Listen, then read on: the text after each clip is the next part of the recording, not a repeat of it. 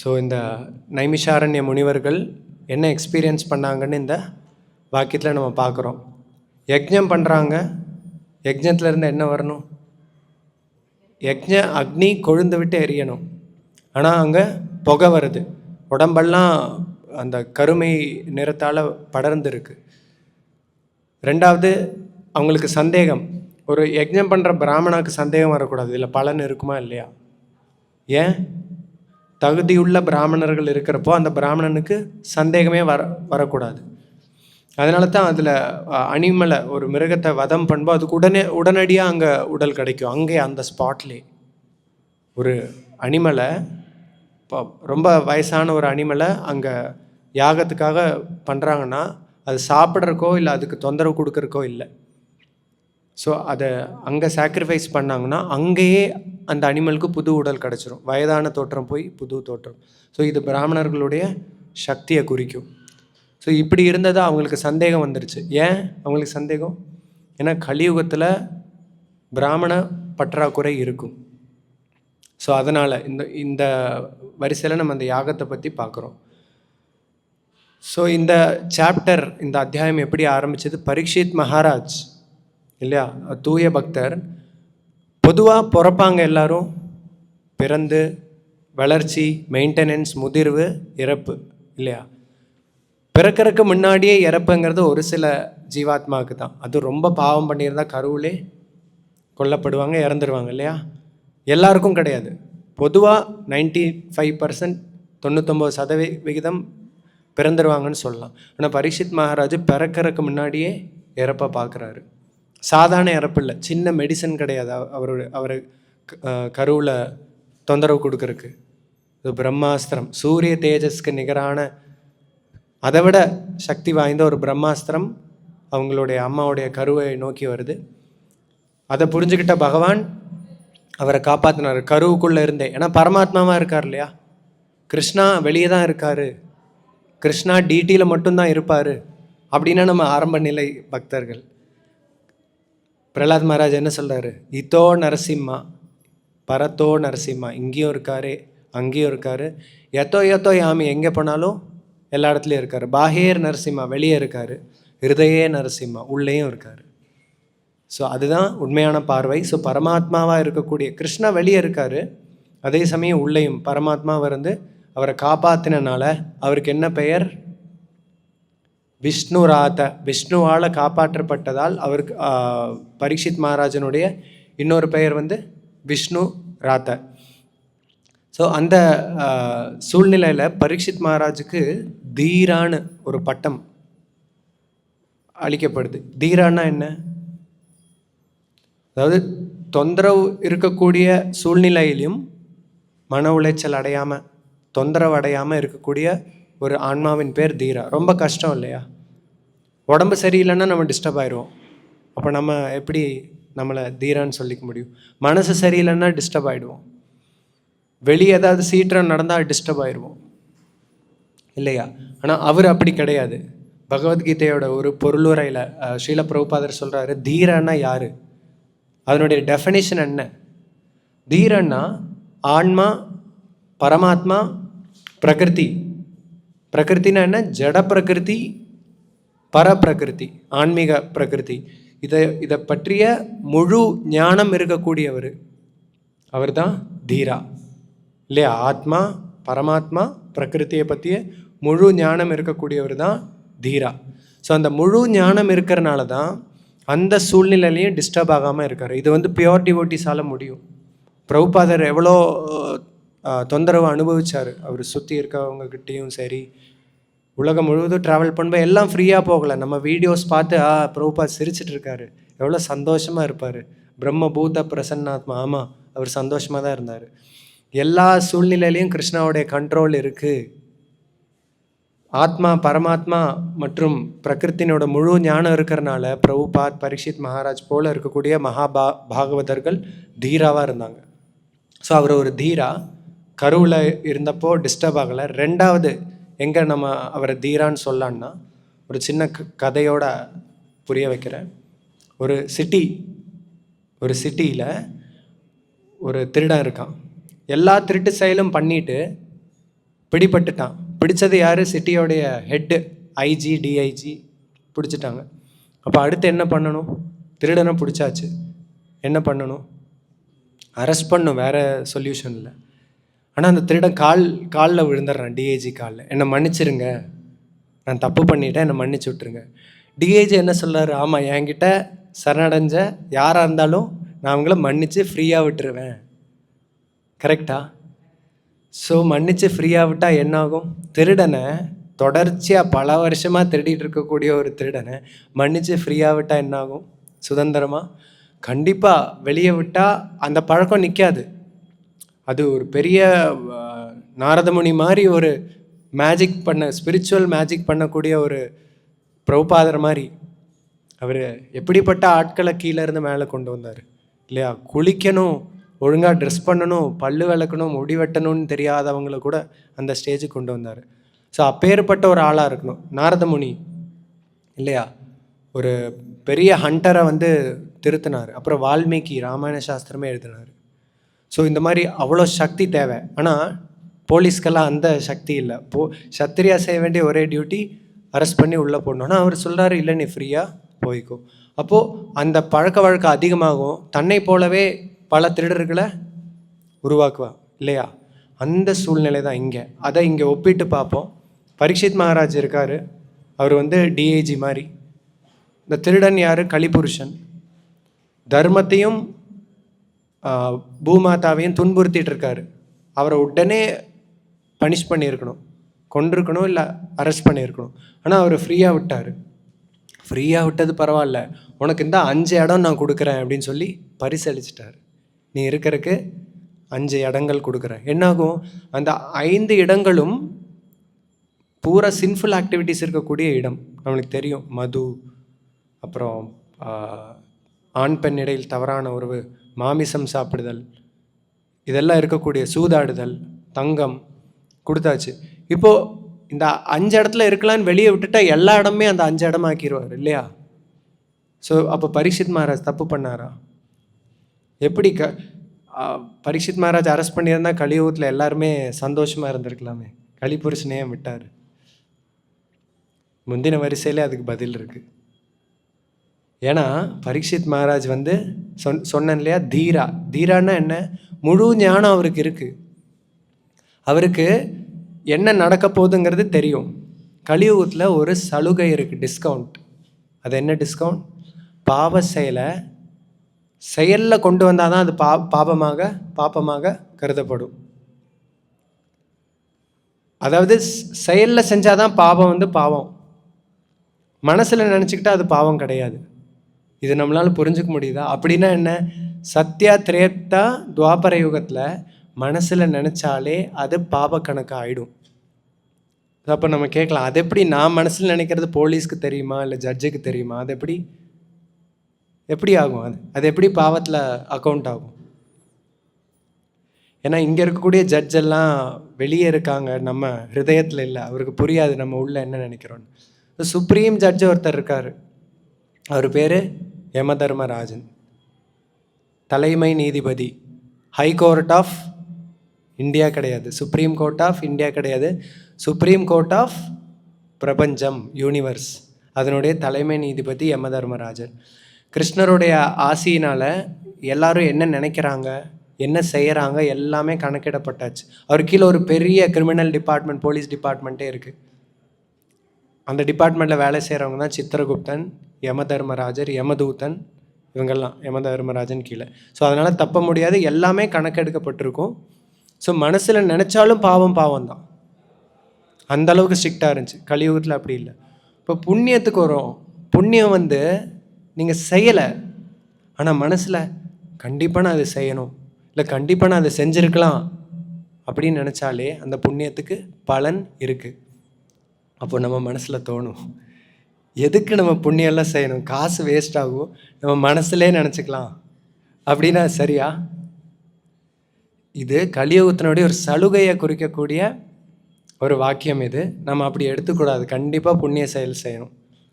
எல்லாத்துக்கும் அன்னதானம் பண்ணலான்னு மனசில் நினச்சிட்டா அவங்க வயிறு நிரப்ப முடியாது. ஆனால் உங்களுக்கு கிரெடிட் இருக்குது. ஆனால் கிருஷ்ணா பாவகிராகி, உண்மையிலுமே செய்ய முடியாமல் மனசில் நினைக்கிறானா இல்லை எப்படின்னு பார்ப்பார். ஸோ கலியுகத்தில் அவ்வளோ சக்தி இருக்குது. ஏன் இந்த மாதிரி ஒரு சலுகை கலியுகத்தில்? ஏன்னா கலியுகத்தில் எல்லாருமே அதிகம் பாபம் செய்யக்கூடிய ஆட்களாக தான் இருப்பாங்க. எல்லாம் ரஜோகுணா தமோகுணால் இருக்கிறப்போ எப்படி நம்ம ஆக்ட் பண்ணணும்னு தெரியாது. இன்றைக்கி யங்ஸ்டர்ஸ்க்கு தெரியாது எப்படி நம்ம ஆக்ட் பண்ணணும்னு. வளர்ந்தவங்களுக்கும் அவ்வளோ தெரியாது. எப்படி, அதாவது நம்ம மனுஷனாக பிறந்துட்டோம், அடுத்து என்ன? வெறும் சின்ன சின்ன கோல் அச்சீவ் பண்ணால் போதுமா? நம்ம வேர்ல்டு கப் ட்ராஃபி அச்சீவ் பண்ணால் போதுமா? இல்லை நம்ம சில அவார்டு அச்சீவ் பண்ணால் போதுமா? எல்லாமே ஓகே, அவார்டு இருக்கும், நம்ம அச்சீவ் பண்ணதெல்லாம் இருக்கும். ஆனால் நாம் இருக்க மாட்டோமே, இறந்துடுறோமே. யாருக்காவது இறக்க பிடிக்குமா? ஆனால் இறக்குறோம். ஸோ இதெல்லாம் தெரிஞ்சுக்கணும், யாருக்கும் தெரியாது. ஸோ அதனால் இப்படிப்பட்ட ஒரு சூழ்நிலையில் இருக்கிறனால நல்லது செய்கிறவங்க, அதாவது நல்லது செய்யணுங்கிறத மனுஷனால் மட்டும்தான் யோசிக்க முடியும். மிருகத்துக்குள்ளே சிங்கம்லாம் பார்த்தா ஃபஸ்ட்டு எப்படி அதை கொன்று சாப்பிட்லாம், கொடூரமாக கொன்று சாப்பிட்லான்னு தான் பார்க்கும். நம்மளும் அதே மாதிரி செஞ்சால் நம்மளுக்கும் அதுக்கும் வித்தியாசம் இல்லை. ஸோ இப்பேற்பட்ட நிலையில் எல்லாரும் மிருகம் போல் இருப்பாங்க கலியுகத்தில்ங்கிறனால அட்லீஸ்ட் கொஞ்சமாவது ஒரு நல்ல விஷயத்த பண்ணுறதுக்காக நம்ம ஒரு தூண்டுதலால் இருப்போம், என்கரேஜ் பண்ணுவோங்கிறதுக்காக இந்த சலுகை. இப்போ இது புண்ணியம் பாவத்தை பற்றி சொன்னேன். இப்போ பரீட்சித் மகாராஜுக்கு இந்த உண்மை தெரியும். அப்புறம் அடுத்த வாக்கியம் என்ன, அதில் என்ன சொல்லப்பட்டிருக்குன்னா, அறிவு குறைந்தவர்கள் தான் கலியுகத்தை ரொம்ப பவர்ஃபுல்னு பார்ப்பாங்க. அப்படின்னு என்ன, பிரபுபாத் சாண்ட் பண்ண சொல்கிறாரு, 4 ரெகுலேட்டிவ் பிரின்சிபல் ஃபாலோ பண்ண சொல்கிறாரு. ரொம்ப கஷ்டமாக இருக்கே அப்படின்னு சொன்னால் நம்ம லெஸ் இன்டெலிஜென்ட் ஆயிடுவோம். ஆக்சுவலாக கஷ்டம் கிடையாது. புத்திசாலிகள், அதாவது பக்தர்கள், புலன் கட்டுப்பாடு இருக்கக்கூடியவங்க இந்த யுகத்தை, இந்த கலிபுருஷனையோ இந்த யுகத்தையோ பார்த்து பயப்பட மாட்டாங்க அப்படின்னு ரிஷிகள் சொல்கிறாங்க. அப்படின்னா என்ன, நம்மளுக்குன்னு ஒரு சுய இச்சை இருக்குது, ஃப்ரீ வில்னு சொல்லுவாங்க. என்னோடய பழைய ஹேபிட்டை வச்சு நான் அதே மாதிரி கண்ட்ரோலே இல்லாமல் ஆக்ட் பண்ணணுன்னா அப்படின்னா அது இன்ஸ்டிங்க்ட்னால நம்ம உள்ளுணர்வை வச்சு நம்ம ஆக்ட் பண்ணுறோம். ஸோ அது மிருகங்கள் தான் செய்யும். நாய்க்கு தெரியாதுங்க துளசி மாராணி இருக்காங்க, அங்கே போய் ஒன்றுக்கு அடிக்கக்கூடாதுன்னு. குச்சி எடுத்து அடித்தாலும் மறுபடியும் அதே தான் பண்ணும். ஸோ அதான் மிருகம். ஆனால் மனுஷனுக்கு அது இல்லை, ஃப்ரீவில் இருக்குது. எடா இப்படி பண்ணுறோமே, சரி நம்மளுக்கு தான் புரியல, அவங்க திட்டுறாங்க, அப்பா திட்டுறாங்க, அம்மா திட்டுறாங்க, காலேஜில் திட்டுறாங்க அப்படின்னா அதில் ஏதோ தப்பு இருக்குது, நம்ம ஒழுங்காக இருப்போம் அப்படின்னு சுய இச்சை. இதுதான் சுய இச்சை. இது ஆன்மாவுடைய முக்கியமான ஒரு குணம். அந்த சுய இச்சையினால் நம்ம ரொம்ப கீழ் நோக்கியும் போகலாம், இல்லை டாப்லேயும் போகலாம். அதான் கிருஷ்ணா சொல்கிறாரு, மனசின் மூலமாக உன்னை நீ விடுவிக்கலாம், இல்லை நீ பூரா பந்தப்பட்டு இருக்கலான்னு சொல்லி. ஸோ அந்த சுய இச்சையை யூஸ் பண்ணி நம்ம அந்த புண்ணியவான் கேட்டகரியில் வரணும். ஸோ கலியுகத்தில் கண்டிப்பாக புத்திசாலிகள் இவருடைய வழியில் போகமாட்டாங்கங்கிறக்காக அதை மனசில் வச்சு அவர் கலிபுருஷனை விட்டாங்க. இப்போது அதை அட்வான்டேஜ் எடுத்து முன்னேறது நம்ம கையில். ஏன்னா நம்ம மிருகங்களில் நம்ம மனுஷன். ஸோ நம்மளுக்கு குரு இருக்குது, சாது இருக்குது, சாஸ்திரா இருக்குது, இவ்வளோ ஹெல்ப் இருக்குன்னு அவரை பார்த்தனால தான் கலிபுருஷனை விட்டாங்க. இல்லைன்னா அங்கேயே சாஸ்திர பிரகாரம் பெரிய தவறு பண்ணுறவங்கள டெத் சென்டென்ஸ், டெத் பனிஷ்மெண்ட் கொடுக்கணும். இப்போது பாவம் புண்ணியம் பற்றி பேசியாச்சு. பாவம் பண்ணவே கூடாது, எங்கேயுமே சாஸ்திரத்தில் என்கரேஜ் பண்ணல. அப்படியே பண்ணாலும் உன்னால் பாவத்தை நிறுத்த முடியல, ஓகே, இந்த சூழ்நிலையில் யாருக்கும் தொந்தரவு கொடுக்காம ஒரு சின்ன சிறிது தொந்தரவு கொடுத்து அந்த செயலை செயல்படுத்துகிற மாதிரி சாஸ்திரத்தில் இருக்குது. மிருகவதை, நினச்ச மாதிரி வெளியே போய் ஹோட்டலில் நான்வெஜ் வாங்கி சாப்பிட்றது, இல்லை கறிக்கடையில் வாங்கி சாப்பிட்றது, அப்படி பண்ண முடியாது சாஸ்திர இது பிரகாரம். ஏதோ சிட்டியில் ஒருத்தர் நாக்கை கண்ட்ரோல் பண்ண முடியாது, அப்போ சாஸ்திரத்தில் ஒரு விதி இருக்குது. சரி, நீ சாப்பிடணும்னு நினச்சா தப்பு இல்லை, நீ அந்த ஆட்டையோ இல்லை கோழியோ நீ வாங்கி வளர்த்து, பையனை வளர்த்துற மாதிரி வளர்த்து, அப்புறம் மாதத்துக்கு ஒருக்க அதை காளி முன்னாடி போய் மாம்சக அப்படின்னா, இப்போ நான் உன்னை வதம் பண்ணி சாப்பிட்டுக்கிறேன், தப்பு தான், அடுத்த பிறவியில் பொசிஷனை மாற்றிக்கலாம், நான் அந்த மிருகமாவை, நீ மனிதனாகி என்னை அது மாதிரி வதம் பண்ணி சாப்பிட்டுக்கலாம், அந்த ஞானம் எனக்கு இருக்குது, எனக்கு தெரியும், அதுபடி ஆகட்டும் சொல்லி வதம் பண்ணி சாப்பிடுவோம். இப்போ தொடர்ச்சியாக பண்ணுறப்போ நாம தானே வளர்த்துறோம். ஒரு மிருகத்தை நீங்கள் வளர்த்துறீங்க, நாளைக்கு அதை வதம் பண்ணி சாப்பிடணுன்னா உங்களால் மனசில் நினச்சி பார்க்க முடியுமா? கண்டிப்பாக முடியாது. ஸோ கம்பேஷன், கருணைங்கிறது வந்துடும். ஸோ இந்த தீய விஷயத்தை விட்டுருவாங்க. ஸோ யாரோ அதை பிடிச்சிட்டு வந்து யாரோ அதை நம்ம பார்க்க முடியாத இடத்துல அதை வெட்டி கொடுக்குறப்போ நம்மளுக்கு கருணை எல்லாம் வராது, அது பழக்கமாயிடும் அப்படி. ஸோ சாஸ்திரத்தில் தப்பு செய்யணும்னு இருந்தாலும் இந்த மாதிரி பண்ணலாம், அந்த மாதிரி இருக்குது. ஸோ இது பாவம். ஸோ பாவம் பண்ணவே கூடாது. கண்டிப்பாக புண்ணியம் கண்டிப்பாக பண்ண சொல்லியிருக்கு சாஸ்திரத்தில். புண்ணியம் பண்ண சொல்லியிருக்கு, பாவம் செய்யவே கூடாது, புண்ணியம் பண்ணுங்க. ஆனால் புண்ணியம்தான் இறுதி இலக்கா? புண்ணியம்தான் இறுதி இலக்கா? அதை சாஸ்திரம் என்கரேஜ் பண்ணல. கிருஷ்ணா சொல்கிறார், யாமிமாம் புஷ்பிதாம் வாச்சம் பிரவதந்தி அவிபஷித. ஸோ சாஸ்திரத்தில் நல்ல பசங்களை பெற்றுக்கிறது, சுகமாக இருக்கிறது, நல்ல பணம் சம்பாதிக்கிறது, இதையும் தாண்டி யோசிக்கிறவங்க வந்து இன்னும் டாப் லெவலில் புண்ணியம் பண்ணி தேவர்கள் ஆயிடலாம். நம்ம மழையை கண்ட்ரோல் பண்ணலாம், இடி மின்னலை கண்ட்ரோல் பண்ணலாம், இந்த மொத்த பிரபஞ்சத்தில் இருக்கக்கூடிய நீரை கண்ட்ரோல் பண்ணலாம், அந்த அளவுக்கு சக்தி. மக்களை கண்ட்ரோல் பண்ணலாம், அவங்களுக்கு புண்ணியம் கொடுக்கலாம். யாராவது வந்து எப்படி பிச்சைக்காரன் போய் பிச்சை கேட்டால் பணக்காரன் காசு கொடுப்பாங்களா, அந்த மாதிரி பொசிஷன் அவங்களுக்கு. ஸோ மிஞ்சி மிஞ்சி போனால் அந்த லெவலுக்கு ஆவாங்க. ஆனால் அது ஒர்த் இல்லை. ஏன்? ஒரு நாள் அது முடிஞ்சிடும், கண்டிப்பாக முடிஞ்சிடும். இந்த ஃபெர்ரிஸ் வீல் தெரியுமா? இந்த ரங்கராட்டம்னு சொல்லுவாங்கன்னு நினைக்கிறேன் இல்லையா? இந்த சர்க்கஸில் போனால் அதில் பயணிச்சிருப்பீங்களா? அதில் எல்லாம் நீங்கள் உக்காந்துருப்போம் இல்லையா சின்ன வயசில். கீழே இருக்கும்போது அவ்வளோ ஃபீல் இருக்காது, அப்படியே மேலே எடுத்துகிட்டு போகும்போது அதுவும் டாப்பில் போகிறப்போ 2 எக்ஸ்பீரியன்ஸ் இருக்கும், கலந்த உணர்வு. அது என்னது, ஒரு விதமான சந்தோஷமும் இருக்கும். ஏன்னா எல்லாரும் கீழே இருக்காங்க, நம்ம டாப்பில் இருக்கும். கூடவே பயம் இருக்கும், என்ன ஹைட்டில் இருக்கும், அந்த பெல்ட்டு கழண்டுருச்சுன்னா. ஸோ அதே பொசிஷன் தான் நான் பயங்கரமாக புண்ணியம் பண்ணி நான் டாப் லெவலில் இந்திராவாயிடுவேன்னா, இந்திராவுடைய தாட் இப்படி தான் இருக்கும். டாப்பில் இருக்கார், எல்லாத்தையும் எனக்கு கீழே தான் எல்லாம் பார்ப்பார் இல்லையா? ஆனால் பயம் இருக்கும். ஏன்னா என்னோடய டைம் போயிட்டுருக்கு. ஒரு மன்வந்தரம் தான் தேவர்கள் வந்து தேவர்களாக இருக்க முடியும், அதுக்கப்புறம் பொசிஷன் மாறிடும்.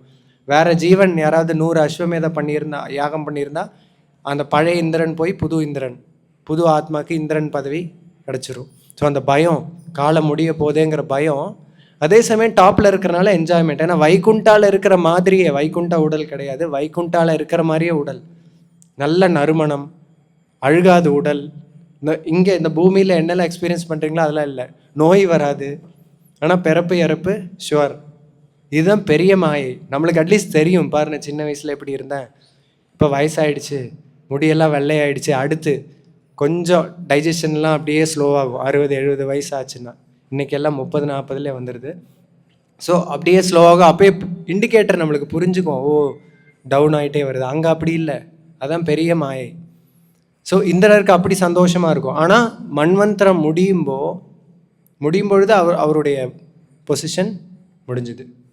ஸோ இந்த பயம் அவங்களுக்கு இருக்கும். அதனால் யாராவது தபஸ்யாக பண்ணுறாங்கன்னு பார்த்தா அவங்கள எப்படி கீழே தள்ளலாம், இந்த மெட்டீரியல் வேர்ல்டில் இருக்கிற மாதிரியே தான். யாராவது ஆஃபீஸில் நம்மளை மீறி மேலே வராங்கன்னா எப்படி கீழே தள்ளலாம்.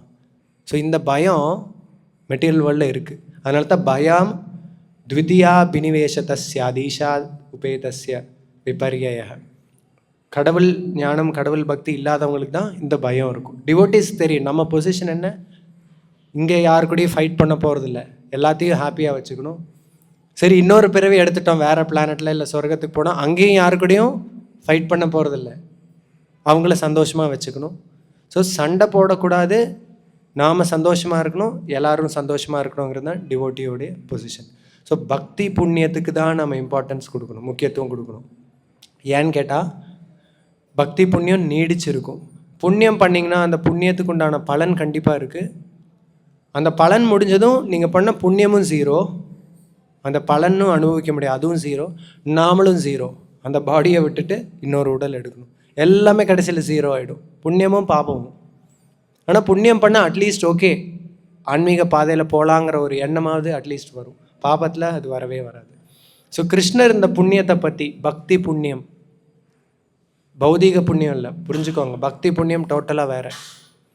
முக்தி புண்ணியம் ஒன்று இருக்குது, அது முக்தியோடு முடிஞ்சிடும், அதுக்கு மேலே என்னென்ன தெரியாது. பக்தி புண்ணியத்தில் முக்தி புண்ணியமும் இருக்குது, இந்த பௌதீக புண்ணியமும் ஆட்டோமேட்டிக்காக இருக்குது. ஸோ பக்தி புண்ணியத்தை நம்ம சேகரிக்கணும். பக்தி புண்ணியத்தை பற்றி ஒரு ஸ்லோக்கால பகவத்கீதையில் கிருஷ்ணா சொல்கிறார். அது என்ன ஸ்லோகம்? 2வது அத்தியாயத்தில், நேஹாபிக்ரமநாசோஸ்தி பிரத்யவாயோ ந வித்யதே ஸ்வல்பமப்யஸ்ய தர்மஸ்ய திராயதே மகதோ பயாத். இந்த அபிக்ரம, நீ செய்யக்கூடிய இந்த காரியம் வந்து நாசோஸ்தி, நாசமாகாது. அப்படின்னா என்ன? ஜீரோ ஆகாது. பிரத்யவாயோன வித்தியதே, குறையாது, அப்படியே இருக்கும். நீங்கள் பேங்க்கில் அக்கௌண்ட்டில் பணம் போடுறீங்க, 1 கோடி 2 கோடி 3 கோடி 4 கோடி பணம் போட போட வித்ட்ராவும் பண்ணுறீங்க. 1 கோடி போடுறீங்க, 1 கோடி எடுத்தால் எவ்வளோ அங்கே இருக்கணும்? 0. ஆனால் இங்கே அப்படி இல்லை, இந்த கணக்கே வேறு. நீங்கள் போடுங்க, போட்டுகிட்டே இருங்க, எடுத்துகிட்டேவும் இருக்கலாம், ஆனால் மறுபடியும் அதே தான் அங்கே இருக்கும். அதான் ஸ்பிரிச்சுவல் கணக்கு. நீங்கள் உடலை விட்டுட்டு ஃப்ரெஷ்ஷாக போய் ஏபிசிடி படித்து மறுபடியும் மேதாவி ஆகி மறுபடியும் இறந்துட்டு மறுபடியும் அந்த மாதிரி கிடையாது. ஒன்ஸ் இந்த நாலேஜ் வந்துச்சுன்னா அது நித்தியமாக நம்ம கூட இருக்கும். ஸோ அந்த பக்தி இறுதி பயணம் தரக்கூடிய பக்தி புண்ணியத்தை தான் நம்ம பண்ணணும். பக்தி புண்ணியம் பண்ணால் இந்த மெட்டீரியல் வேர்ல்டில் இருக்கக்கூடிய புண்ணியம், நல்ல பெயர், நல்ல பழக்கங்கள், அமைதியான மனசு, சந்தோஷமான வாழ்க்கை, ஹெல்த்தியான உடல், இது எல்லாமே இருக்குது. இந்த கிருஷ்ணா கான்சியஸை ப்ராப்பராக ஃபாலோ பண்ணி பாருங்கள், இது எல்லாமே எக்ஸ்பீரியன்ஸ் பண்ண முடியும். அப்புறம் எனக்கு கஷ்டம் வருது, நான் இத்தனை வருஷமாக சாண்ட் பண்ணுறேன், எனக்கு அது வருது இது வருதுன்னா நம்ம லைஃப்பை மேனேஜ் பண்ண தெரியல. ஏன்னா பிரபுபாதர் கொடுத்த கேரண்டி, எதுவாக இருந்தாலும் கிருஷ்ணா கான்சியஸில் எந்த சந்தோஷமான நிலையோ சோகமான நிலையோ ஹரே கிருஷ்ணா ப்ராப்பராக சாண்ட் பண்ணி ரெகுலேட்டிவ் பிரின்சிபல் ஃபாலோ பண்ணி பிரசாதத்தை ஆனர் பண்ணுறது, அதை மதித்து அதை சாப்பிட்றது பேர் தான் ஆனர். ஆனர் பண்ணுறதுன்னா என்ன? எவ்வளோ தேவையோ அவ்வளோ சாப்பிட்றது. அதையுமே ஓவர் ஈட் பண்ணிட்டா அப்புறம் கண்டிப்பாக பக்தி ஷுவர், லிபரேஷன் ஷுவர். ஆனால் பேரலாக நம்ம இந்த உடல் இருக்கிறனால டிசீஸும் அனுபவிச்சு தான் ஆகணும். சரியாக ஃபாலோ பண்ணால் கண்டிப்பாக சந்தோஷமாக இருப்போம். நம்மளுடைய லைஃபே எடுத்து பாருங்கள். கிருஷ்ணா கான்சியஸ்க்கு வரக்கு முன்னாடி, வரும் முன் வந்த பின் கண்டிப்பாக டிஃப்ரென்ஸ் இருக்குது. இல்லைன்னு யாராலையும் சொல்ல முடியும். இல்லைன்னா நம்ம ஏன் இங்கே இருக்கோம்? நீங்கள் உட்காந்து கேட்குறீங்க, நான் உட்காந்து பேசிகிட்டு இருக்கேன். ஏன்னா அங்கே இருக்குது, விஷயம் இருக்குது, சந்தோஷம் இருக்குது, முக்கியமான நிம்மதி, மன நிம்மதி. இன்றைக்கி அது வெளியே இல்லை, நம்ம சொல்லி கொடுத்துட்ருக்கோம். பாருங்க, வீக்கெண்டில் ஃபோக் செஷன் நடந்துகிட்ருக்கு. நிறைய யங்ஸ்டர்ஸ், நிறைய எல்லா ஏஜ் குரூப் மக்களும் வந்து இங்கே அந்த ஞானத்தை எடுத்துக்கிறாங்க. ஏன்னா அவங்களுக்கு அந்த ஃபீல் குட் இருக்குது, உள்ளேருந்து ஆழ்ந்த மனசுலேருந்து அந்த ஒரு ஹாப்பினஸ் வருது. அப்படின்னா என்ன அர்த்தம்? சோல் வந்து டைரெக்டாக டச் பண்ணுது ஸ்பிரிட்டை. ஆத்மா வந்து பரமாத்மா பகவானை டச் பண்ணுறனால இந்த உண்மையான சந்தோஷம் வெளியே வருது. அதனால தான் மறுபடியும் வராங்க. இப்போது இந்த 5000 வருஷம் முன்னாடியே ஹோமா, இந்த யஜ்ஞத்தை சரியாக அவங்களால பண்ண முடியல. எப்போது? 5000 வருஷம் முன்னாடி. இப்போ இன்றைக்கி நாம் சங்கீர்த்தன யஜ்ஞத்தை எல்லாருக்கும் சொல்லி கொடுக்காம நாம் பண்ணுறோம், நாம் சரியாக பண்ணிருக்கோம். வெளியே இருக்கக்கூடிய பிராமணர்களை உங்களை எல்லாத்த பற்றி சொல்கிறேன். இந்த சாஸ்திரத்தில் ரிஷிகளே வந்து டவுட்டாக இருக்குங்கிறாங்க. புகை வருது ஒன்று, 2வது அதுக்கு அந்த பண்ணக்கூடிய காரியத்துக்கு ரிசல்ட் வந்து நிச்சயம் இல்லை, கண்டிப்பாக கிடைக்கும்னு யாரும் கேரண்டி பண்ண முடியாது. அப்போது இன்றைக்கி வெளியே ஹோமம் அவ்வளோ இது பண்ணுறாங்க, ஹோமம் பண்ணுவாங்க, மந்திரம் சொல்லுவாங்க, ஹரிநாம சங்கீர்த்தனம் இருக்காது. ஒரு சின்ன உதாரணம் கொடுக்குறேன், உங்களுக்கே காமெடியாக இருக்கும். நீங்கள் வீட்டில் இருக்கீங்க, உங்கள் ஆஃபீஸ் வந்து வீட்டிலேருந்து 15-20 கிலோமீட்டர். எப்படி போகணுன்னு நினைப்பீங்க ஆஃபீஸ்க்கு? 15 கிலோமீட்டர் 1 ஹவருக்குள்ளே போகணும். கேப் புக் பண்ணலாம், அப்புறம் ஆட்டோ, 2 வீலர், நிறைய ஆப்ஷன் இருக்கு இல்லையா, பஸ்ஸு. கண்டிப்பாக அந்த டைம்குள்ளே போயிடும். கிட்டத்தட்ட ஒரே டைம் தான் ஆவரேஜாக பார்த்தா, இல்லையா? ஆனால் ஒருத்தர் என்ன பண்ணுறாரு, சைக்கிளில் போகலான்னு நினைக்கிறாரு. நல்ல டாப் லெவல் சைக்கிள் தான், கியர் சைக்கிள். ஸோ 10 மணிக்கு ஆஃபீஸ் போகணும், 9 மணிக்கு சைக்கிள் எடுக்கிறாரு. எத்தனை மணிக்கு போய் சேருவார்? ஆஃபீஸ் போய் சேருவார். முக்கியம் என்ன? ஆஃபீஸ் போய் சேர்றது கிடையாது, டைமுக்கு போய் சேரணும். ஸோ அந்த சைக்கிள் எடுத்துகிட்டு, இல்லை நான் ஃபுல் ஸ்பீடில் அழுத்துனேன்னா போயிடலாம். ஆனால் அவர் யோசிக்க மாட்டேங்கிறாரு. பூரா என் கூட போட்டி போடுறவங்கலாம் பைக்கு, காரு எல்லாம் 60 கிலோமீட்டர், 80 கிலோமீட்டர், 100 கிலோமீட்டர் வேகத்தில் போகிறவங்க. நான் எவ்வளோ போக முடியும்? 20 கிலோமீட்டர், 30 கிலோமீட்டர் வேகத்தில். அப்புறம் டிராஃபிக் போலீஸ் நிறுத்துவார், ஆக்சிடெண்ட் நடக்கும், பல தடைகள் இருக்குது. ஸோ இந்த யஜ்ஞம், இந்த நாம சங்கீர்த்தனத்தை தவிர வேற யஜ்ஞம் பண்ணி நம்ம இந்த கலியுகத்தில் அஷ்டாங்க யோகா பண்ணி, இல்லை வெறும் கோயில் வர்ஷிப் மட்டுமே பண்ணி, இல்லை வெறும் ஹோமம் மட்டுமே பண்ணி, ஹரிநாம சங்கீர்த்தனை இல்லாமல் நான் சொல்கிறேன், இதை மட்டுமே பண்ணி இறுதி இலக்கை அடைஞ்சிடலாங்கிறது சைக்கிளில் ஆஃபீஸ்க்கு பயணிக்கிற மாதிரி.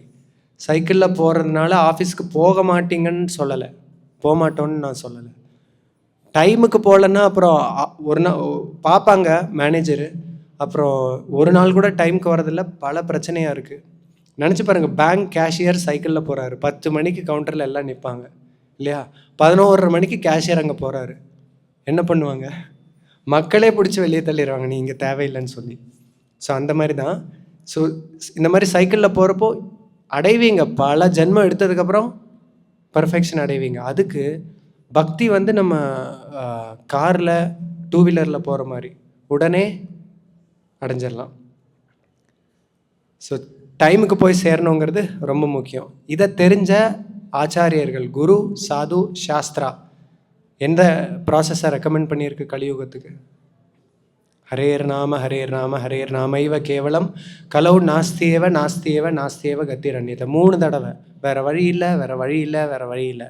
ஹரிநாமம் மட்டுமே, ஹரிநாமம் மட்டுமே, ஹரிநாமம் மட்டுமே. யார் சொல்கிறாங்க? ஆச்சாரியர்கள். ஸ்ரீல மத்வாச்சாரியர், துவாபரைர் ஜனைர் விஷ்ணு பஞ்சராத்திரைஸ்து கேவலைஹி கலௌ து நாம மாத்திரேன பூஜ்யதே பகவான் ஹரிஹி. துவாபர யுகத்தில் எப்படி பஞ்சராத்திர விதி, பஞ்சராத்திர விதின்னு என்ன? கோயில் வழிபாடு, விக்கிர வழிபாடு நம்ம பண்ணுறோம், நம்ம ஃபாலோ பண்ணுறது பஞ்சராத்திர விதி. ஸோ பஞ்சராத்திர விதி பண்ணி தான் நம்ம பயனடைய முடியும். ஆனால் கலௌ து நாம மாத்திரேன, ஹரிநாமத்தினால மட்டும்தான் நம்ம பயனடைய முடியும். அடுத்து சுகதேவ கோஸ்வாமி பரீட்சித் மகாராஜுக்கு சொல்கிறாங்க, கலேர் தோஷநிதே ராஜன் அஸ்திஹி ஏகோ மகான் குணஹ கீர்த்தனாதேவ கிருஷ்ணஸ்ய முக்த சங்கஃப் பரம் பிரஜேத். களி வந்து தோஷநிதி, ஆனால் ஒரு நற்குணம் இருக்குது. என்னது? கீர்த்தனாத் ஏவ கிருஷ்ணஸ்ய, கிருஷ்ண கீர்த்தனத்தை மட்டும் பண்ணினால் போதும். முக்த சங்கஃப் பரம் பிரஜேத், இந்த பௌதிக லோகத்திலேருந்து முக்தி அடைஞ்சு ஆத்மீக விஷயத்தில் நம்ம இருக்கலாம், நித்தியமாக நிலைச்சி இருக்கலாம். அடுத்து ஜீவ கோஸ்வாமி ஷட் சந்தர்பான்னு எழுதியிருக்காரு. 6 சந்தர்ப்பம், 6 பாகங்கள். தத்துவ சந்தர்ப்பா, பரமாத்ம சந்தர்ப்பா, அந்த மாதிரி பக்தி சந்தர்ப்பான்னு ஒரு புஸ்தகம் இருக்குது. ஜீவ கோஸ்வாமி மொத்த வேத சாஸ்திரம் வந்து 1,00,000 வரிகள் அதில் இருக்குன்னா, ஜீவ கோஸ்வாமி மட்டுமே 4 லட்சம் சான்ஸ்கிரிட் வரிசைகள் எழுதியிருக்காரு. 4 லட்சம் ஒருத்தர், சாதாரண ஆளால் எழுத முடியாது. 4 லட்சம் மொத்தம். பனாரஸ் இந்து யூனிவர்சிட்டியில் அதுக்குன்னு ஒரு டிபார்ட்மெண்ட்டே இருக்குது, அவர் எழுதினதா ஆராயிருக்கு. ஸோ இது வந்து ஒரு தூய பக்தரால் மட்டுமே முடியும். ஸோ அவர் சொல்கிறாரு இந்த பக்தி சந்தர்ப்பால் நம்ம வந்து எல்லாத்துக்குமே கீர்த்தனம் பண்ணுறோம் இல்லையா? ஹோமம் பண்ணால் அட பாருங்கள் சொல்லுவாங்க வெளியே இருக்கிறவங்கள, பாரு எல்லாத்துக்கும் இவங்க கீர்த்தன் தான் பண்ணுவாங்க போல். ஆரம்பத்துலேயும் கீர்த்தன் பண்ணுறாங்க, இடையிலையும் பண்ணுறாங்க, கடைசிலையும் பண்ணுறாங்க. எங்கே சொல்லியிருக்கு? கோஸ்வாமி சொல்கிறாரு. நம்மக்கிட்ட கேள்வி கேட்டால் சொல்லலாம், சர்வ கர்மணாம் ஆரம்பே சமாப்தேச்ச ஹரி கீர்த்தனம் அப்படின்னு அனுச்சேதா 273 பக்தி சந்தர்ப்பால். எந்த காரியம் பண்ணாலும் சர்வ கர்மணாம் ஆரம்பே சமாப்தே, ஆரம்பத்துலேயும் சமாப்தா கடைசிலையும் ஹரி கீர்த்தனம் பண்ணு. இன்னொரு இடத்துல ஆரம்பே கீர்த்தனம் குறியாத் சமாப்தேச்ச புனர் பவேத், ஆரம்பத்தில் கீர்த்தனம் பண்ணு, முடியும்போது எந்த காரியமாக இருந்தாலும் முடியும் போது கடைசியில் மறுபடியும் கீர்த்தன் பண்ணுன்னு சொல்கிறார். ஏன் கீர்த்தன் பண்ணுறனால? ஏன்னா அது யுக தர்மம். இந்த பொருளுரையுடைய கடைசி லைனில் என்ன சொல்கிறாரு? பகவானின் பக்தி தொண்டு இல்லாமல் ஆன்மீக தன்னுணர்வுக்காகவோ பௌதீக நன்மைக்காகவோ செய்யப்படும் எதுவுமே வெற்றி அடையாது. ஏன் அப்படி சொல்கிறாங்க? ஏன்னா அது யுக தர்மம். நீங்கள் கிருஷ்ணா தான் சுப்ரீம்னு தெரியலனாலும், இல்லை கிருஷ்ணா நம்ம வந்து சோல், நம்ம வந்து கிருஷ்ணாவுக்கு சர்வீஸ் பண்ணுறதா நம்ம கோல்னு தெரியலனாலும், நம்ம பௌதிக எண்ணத்தோடு தான் நம்ம அணுகிறோன்னாலும், ஹரே கிருஷ்ணா சாண்ட் பண்ணாதான் அந்த விஷயம் பூர்த்தி அடையும். ஏன்? அதுதான் யுக தர்மங்கிறது. யுக தர்மத்தில் எது செய்யணும்னாலும், எந்த நல்ல செயல் செய்யணுன்னாலும் ஹரி கீர்த்தனம் மட்டும்தான். ஸோ ஹோமம் பண்ணணும், யஜ்ஞம் பண்ணணும்னாலும் பண்ணக்கூடாதுன்னு சொல்ல, கோயிலுக்கு போகக்கூடாதுன்னு சொல்ல, அப்புறம் இவ்வளோ பெரிய கோயில் இருக்குங்க. ஆனால் இதை மட்டுமே பண்ணி ஹரிநாம சங்கீர்த்தனம் இல்லாமல் இதை மட்டுமே பண்ணால் இறுதி இலக்கை அடைஞ்சிடலான்னா அதுக்கு வாய்ப்பே கிடையாது. ஸோ ஹரிநாம சங்கீர்த்தனம் எவ்வளோ முக்கியம்னு ஸ்ரீல பிரபுபாதர் அவருடைய 2 லீலைகள் நம்ம பார்க்கலாம். ஸ்ரீல பிரபுபாதர் 1968 சான் ஃப்ரான்சிஸ்கோ கோயிலை கட்டி முடிச்சிட்டாரு. அடுத்து சியாட்டிலுக்கு போகணும், சான் ஃப்ரான்சிஸ்கோலேருந்து சியாட்டில். ஸோ சங்கீர்த்தன் பார்ட்டின்னு ஒன்று உருவாக்குனார், உலகம் ஃபுல்லாக போய் கீர்த்தன் பிரச்சாரம் பண்ணுறதுக்கு. அப்போது பிரபுபாதர் ரெடி ஆகுறாரு. சரி, நான் இங்கேருந்து போகும்போது சான் ஃப்ரான்சிஸ்கோலேருந்து சியாட்டிலுக்கு அந்த சங்கீர்த்தன் பாட்டி எடுத்துகிட்டு போகிறோம். ஏன்னா டிடி இன்ஸ்டால் பண்ணும்போது பேசின மாதிரி சங்கீர்த்தன் தானே பண்ணணும். அப்படி போகிறப்போ ஜெயானந்த பிரபுபாதருடைய ரொம்ப சின்சியரான டிசைபிள். அவர் சொல்கிறார், அவர் டெம்பிள் பிரசிடெண்ட், சான் ஃப்ரான்சிஸ்கோவுடைய டெம்பிள் பிரசிடெண்ட். அவர் சொல்கிறார், நானும் உங்கள் கூட வரேன். இந்த அப்பா போகும்போது இந்த குழந்தை கேட்கும் இல்லையா, அப்பா நானும் கூட வரேன். குழந்தைய எடுத்துகிட்டு போயிடல ஈஸியாக. காலேஜ் இருக்குது, காலேஜ் போய் அப்பா நானும் உங்கள் கூட வெளியே சுற்றுறதுக்கு வரேன்னா ஒழுங்காக காலேஜ் போகணுன்னு சொல்லலாம். அந்த மாதிரி இவர் காலேஜ் ஸ்டூடெண்ட், அதாவது டெம்பிள் பிரசிடெண்ட். அவர் எல்லாத்தையும் விட்டு அவர் கூட சியாட்டிலுக்கு வர, இங்கே இருக்க மாட்டேங்கிற மாதிரி சொன்னார். அப்புறம் சொன்னார், அப்போ நீ டெம்பிள் பிரசிடெண்ட் என்ன, நீ போய் என் கூட வரேன்னு சொல்கிற, நீ இங்கே இருந்து டெம்பிளை பார்த்துக்கோ. இப்போ ஜெயானந்த பிரபு ஒன்று சொன்னார், எல்லாத்துக்கும் மேலே ஹரிநாம சங்கீர்த்தன். நீங்கள் எதுவாக இருந்தாலும் சரி, ஹரிநாம சங்கீர்த்தன் தான் ஃபஸ்ட்டு பிரபுபாத் அப்படின்னு ஒரு இதில் சொல்கிறாரு.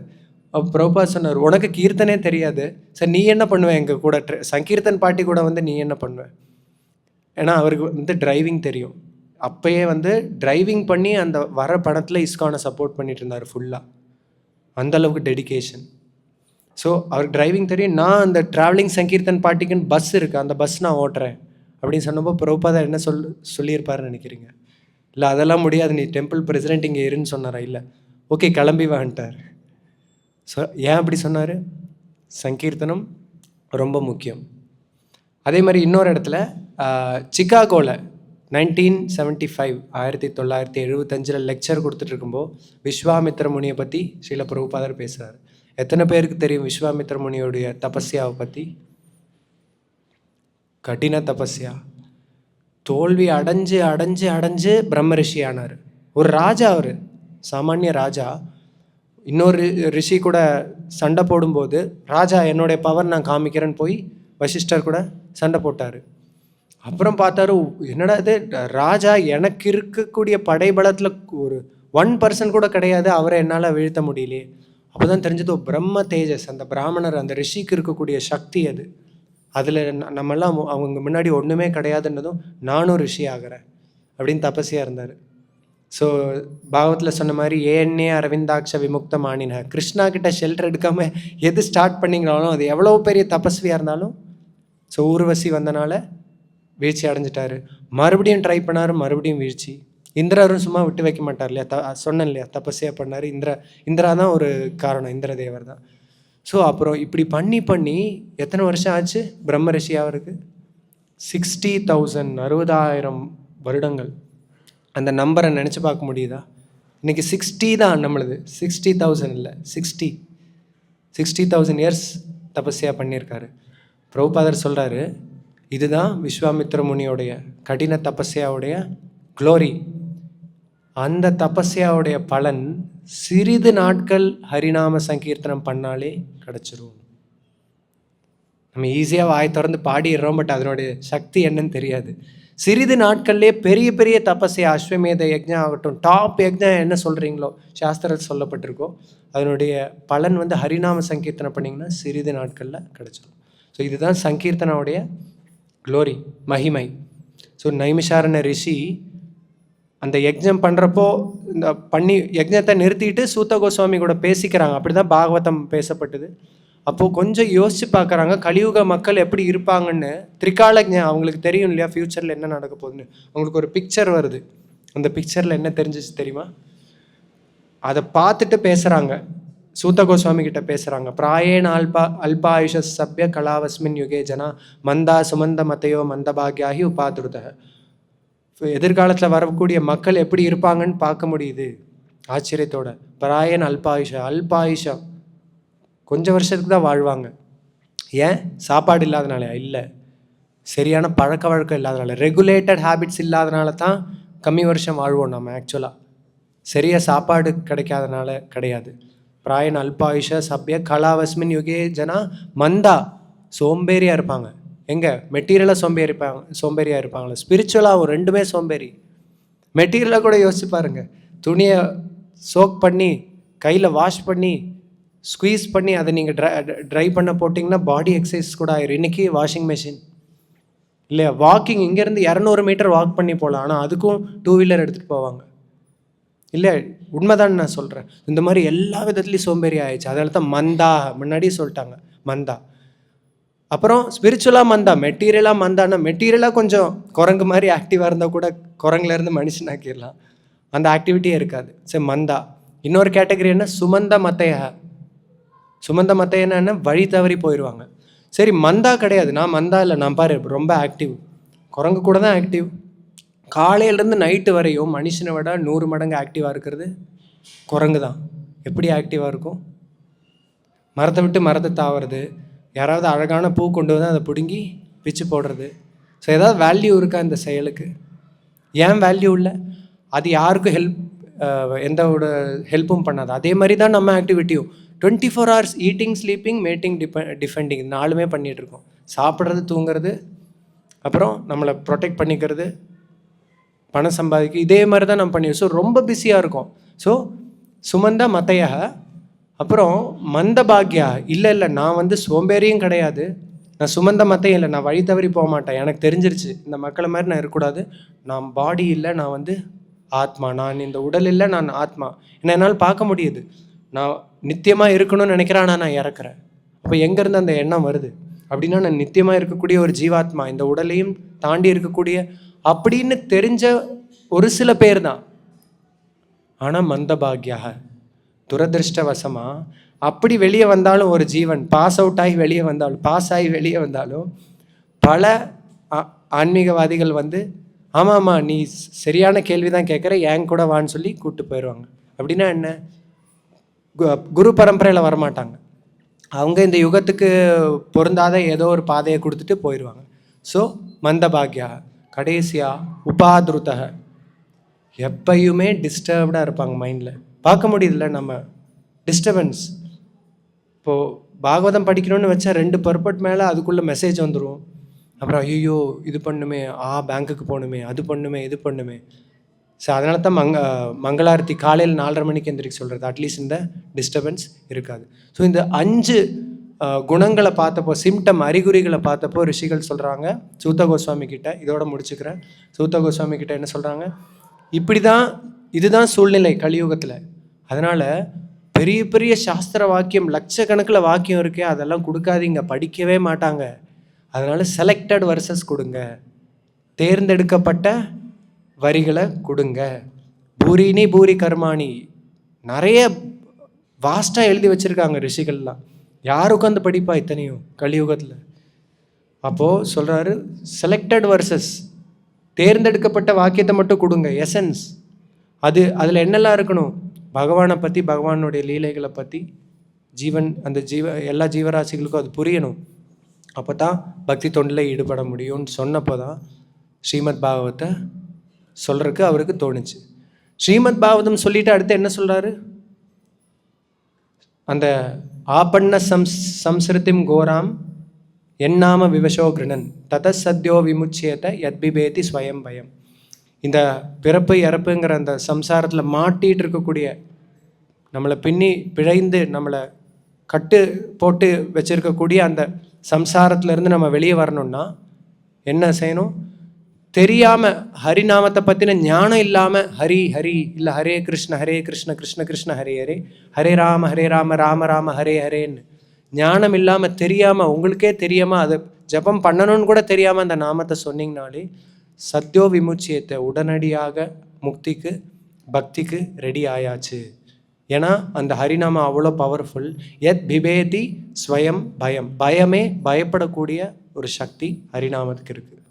அதனால தான் ஸ்ரீமத் பாகவத்தினுடைய கடைசி வாக்கியம் என்னது? நம்ம பல ஆஸ்பெக்ட் ஸ்ரீமத் பாகவத்தில் படிச்சிருப்போம். கடைசி வாக்கியம் நாம சங்கீர்த்தனம் யஸ்ய சர்வ பாப பிரணாசனம் பிரணமோ துக்க சமனஹ தம் நமாமி ஹரிம் பரம். நாம சங்கீர்த்தனம் பண்ணால் சர்வ பாப பிரணாசனம், பாப்பாலாம் போயிடுச்சுனாலே ஹாப்பினஸ் வந்துடும். அப்புறம் பிரணமோ துக்க சமன, கிருஷ்ணாவுக்கு பிரணாமம் பண்ணால் துக்க சமன, சோகம் போயிடும். அந்த ஹரிக்கு நான் நமஸ்காரம் பண்ணுறேன் அப்படின்னு கடைசி வாக்கிய ஸ்ரீமத் பாகவதம். ஸோ யுக தர்மம் ஹரிநாம சங்கீர்த்தனம். அதனால் ஹோமம் பண்ணாலும் கோயில் வழிபாடு பண்ணணுன்னாலும் நாம் என்ன பண்ணணும்? ஹரிநாம சங்கீர்த்தனத்தோடு பண்ணணும். டெம்பிள் அதனால தான் காலையிலேருந்து நைட் வரையும் தொடர்ச்சியாக ஹரிநாம சங்கீர்த்தனம் பண்ணிகிட்ருக்கோம். இதோட முடிச்சுக்கிறேன். கிரந்தராஜ் ஸ்ரீமத் பாகவதம் கி, விஸ்வகுரு ஸ்ரீல பிரபுபாத் கி.